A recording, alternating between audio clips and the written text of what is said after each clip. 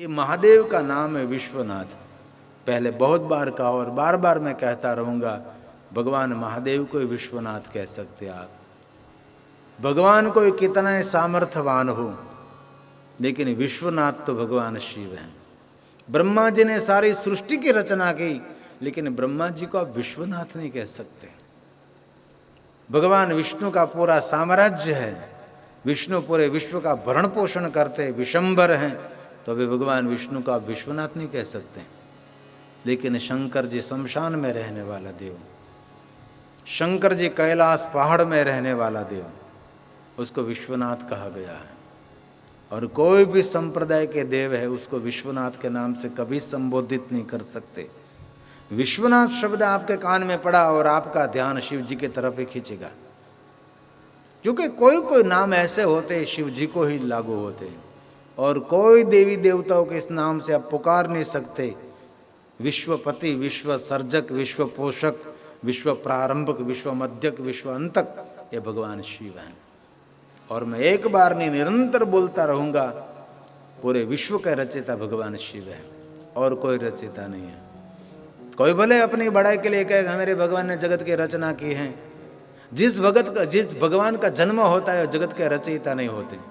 जो अजन्मा है वही जगत के रचयिता है। अजन्मा कौन है? भगवान शिव है।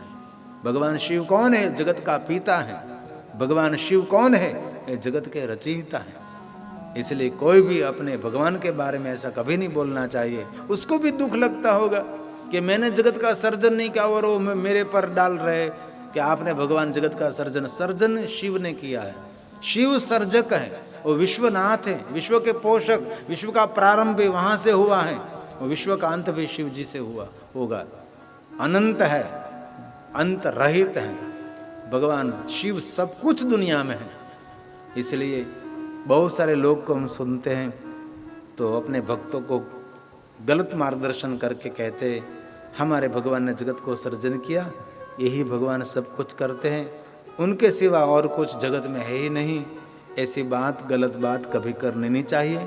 उसको स्पष्ट शब्दों में कहना चाहिए हमारा भगवान एक अवतार है, उसमें भग तत्व था इसलिए वो भगवान हो गए।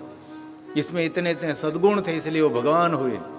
उसकी पूजा हुई, इतने सद्गुण थे, इतने इतने बड़े बड़े काम किए, इतने बड़े बड़े कार्य किए, इस जीवों का उद्धार किया, सब पर परोपकार किया, सब पर दया की, इसीलिए हम हमारे भगवान हैं।